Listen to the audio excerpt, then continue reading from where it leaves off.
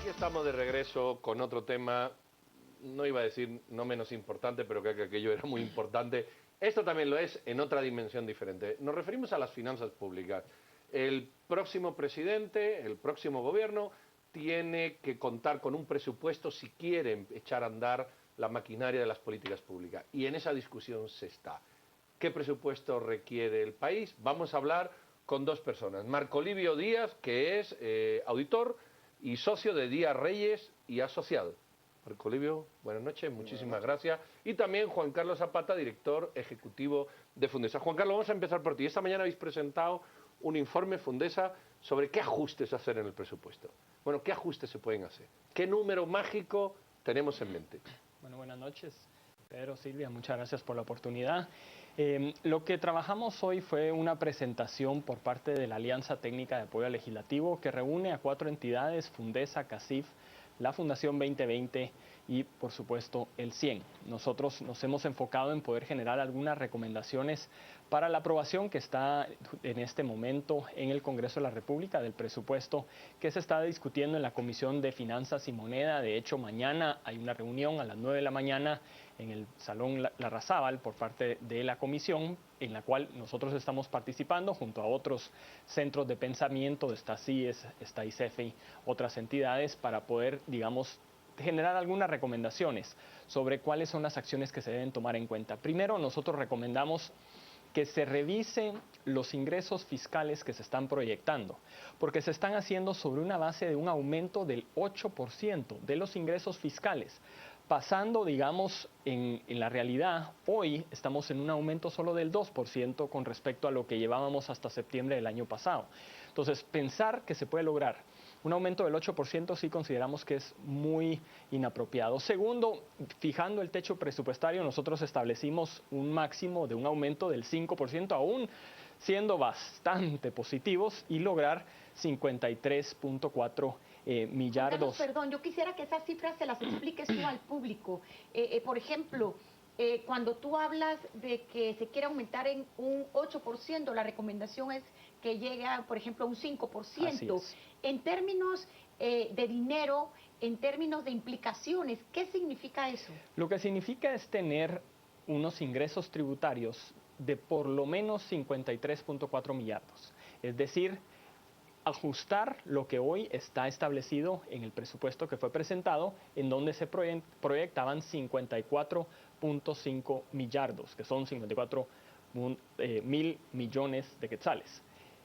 Por el otro lado, reducir el techo presupuestario que se está presentando en 72 millardos, bajarlo a 70 millardos, y que esto permita también reducir el déficit fiscal.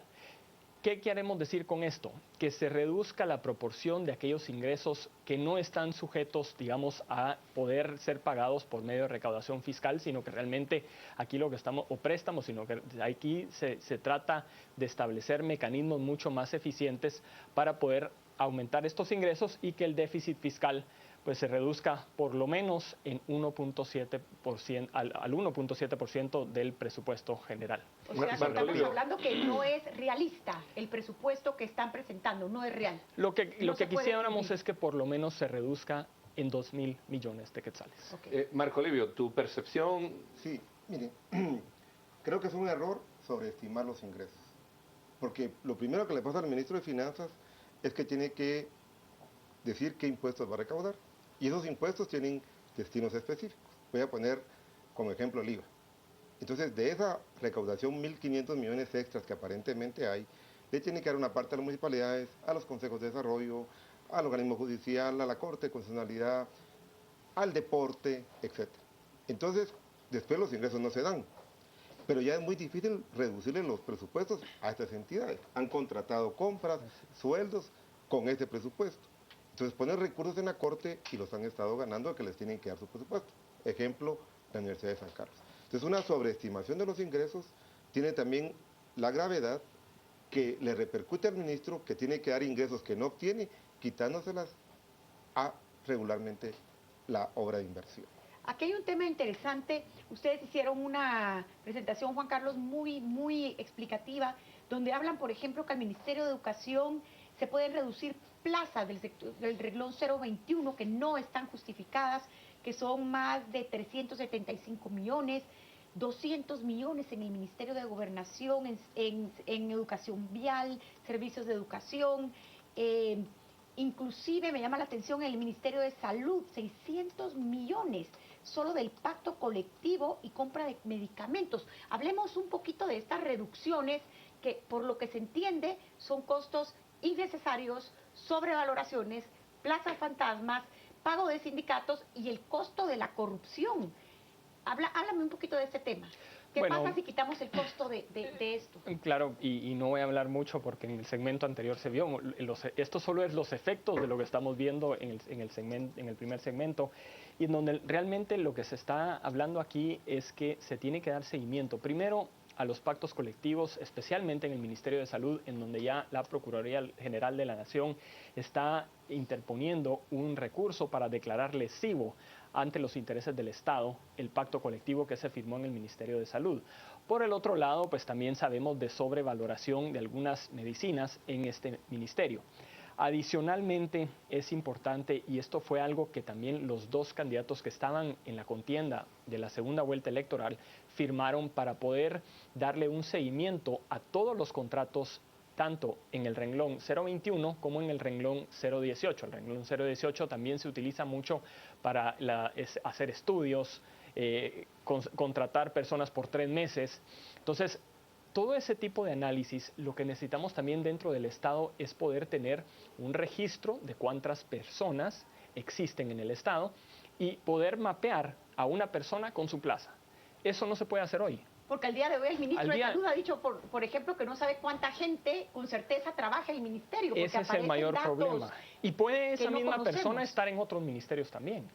Tener otro contrato. ¿Y eso cómo se logra? ¿Con tecnología para cruzar poder implementar datos? Tecnología. Entonces, lo que no estamos viendo en el presupuesto es inversión que se pueda trabajar para fortalecer pero la de todas tecnología maneras, del país. Yo creo, enlazando con lo que decía Marco Livio, hay mucho presupuesto que ya está asignado. Así es. Entonces, bueno, casi todo. De hecho, queda 4 o 5% para inversión. ¿Qué se puede hacer con un presupuesto que te amarra las manos? Hay que cambiar el modelo presupuestario, porque hablamos de dinero, pero no hablamos de modelo. Sí, yo creo que hay que cambiar el modelo presupuestario. El Estado tiene comprometido el 92% de los ingresos ordinarios. 8%. Pero con ese 8% que, digamos, no está comprometido, tienes que pagar combustible, medicina, alquileres, o sea, los gastos de telefonía, de funcionamiento del Estado. Entonces, el presidente, con su gabinete, tendrán un 2-3% realmente de decidir políticas públicas de inversión. Con eso el país no va a llegar a ningún puerto seguro. Es muy poco. Yo discrepo un poco de la cifra de 600 millones porque la medicina apenas está como 1.200, 1.300 millones de presupuesto en el Ministerio de Salud. Y vemos que los hospitales están colapsados. Aunque se logre rebajar 20-30% el precio de la medicina, los hospitales van a seguir colapsados si no les damos más medicina. Personal regularmente hay. Sí estoy consciente de que hay que reducir, y en este gobierno aparentemente una contratación excesiva de puestos administrativos. Pero no solo estamos hablando de medicamentos, estamos hablando también de suministros. Y aquí voy a poner el ejemplo del famoso Vitacerial, que ahorita se está venciendo en el Ministerio de Salud. Y lo pueden ir a ver. Ahí están las bodegas llenas de Vitacerial. El ministro actual, que claro, él recibió esa pacaya, no sabe ni qué hacer con todo el Vitacerial, está viendo si alguien se lo quiere llevar, pero ya se está dando cuenta que si hace eso, está validando la compra. Entonces ya ahorita ya lo está pensando.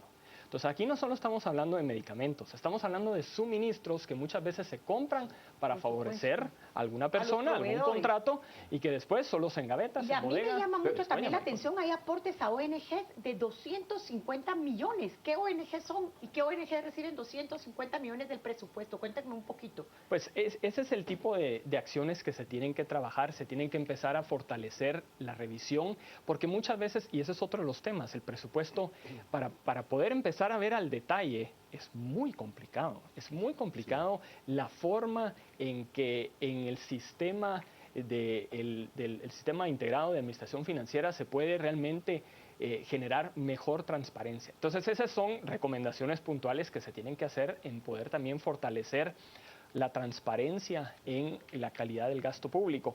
Y por último, La tercera recomendación que hacíamos hoy en la mañana es que también se tienen que revisar algunas normas en cuanto al presupuesto, especialmente en no tratar de financiar gasto corriente con préstamos. Sí, con los préstamos. Que eso es... Pero yo querría insistir porque eso trabaja en lo que ya tenemos. Sí. ¿Cómo evolucionamos de lo que ya tenemos? Porque si no, vamos a estar siempre peleando lo mismo, el 8%. Claro. El presupuesto general de la Nación ha estado alrededor del 14,5%. Ahora parece que hay una disminución al 14, 13,8% respecto al PIB. Eso, y si tratamos de reducir del déficit, que hay que consolidar el déficit, que no se puede hacer en un solo periodo presidencial, posiblemente ir de 1,9 que está ahorita a 1,7, 1,5, 1,3. Y yo creo que hay que quitar muchos de los destinos específicos. No es posible que estemos dándole al deporte una gran cantidad de dinero cuando no hay salud, no hay seguridad y no hay justicia. O Aunque cuando el hay deporte dice que es poca, pero es... proporcionalmente, ¿no? Sí, correcto. Pero estamos hablando ahí del IVA PAS, del aporte constitucional, 2,5% que está en el presupuesto. Puedes tener una catástrofe nacional y no puedes quitarle esos recursos al deporte o reducirlos un poco para atender la catástrofe. En las ONGs yo también veo que no es tan fácil reducir tanto, porque ahí tenemos, por ejemplo, a UNAER que atiende al enfermo renal, tenemos a la ayuda al cáncer, UNOPS, Cruz Roja... que son las que menos reciben al final. Así es. Porque cuando uno ve los UNAER y todo sí tiene presupuestos- bastantes, porque la ayuda al cáncer también tiene bastante. Yo creo que el ministro de Finanzas que asuma va a tener que hacer una contención del gasto desde el principio. Entonces ahí, porque como dices bien, es muy difícil porque cada ministerio tiene su presupuesto y no, el Ministerio de Finanzas no tiene potestad de decidir por cada ministerio, pero sí puede poner normas de contención del gasto y eso funciona.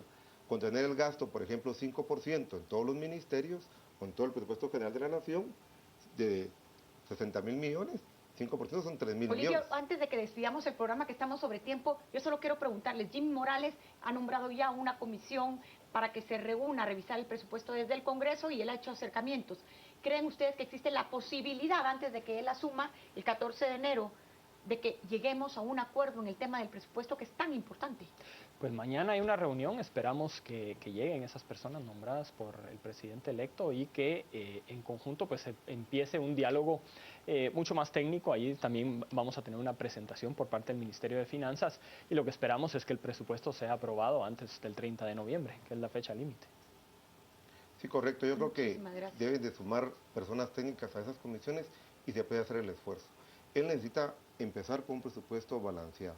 Yo repito, iniciar con un presupuesto que sobreestime los ingresos perjudica doblemente al Ejecutivo, porque tiene que empezar con la distribución que manda la Constitución, el IVA, todos los impuestos que tienen destinos específicos.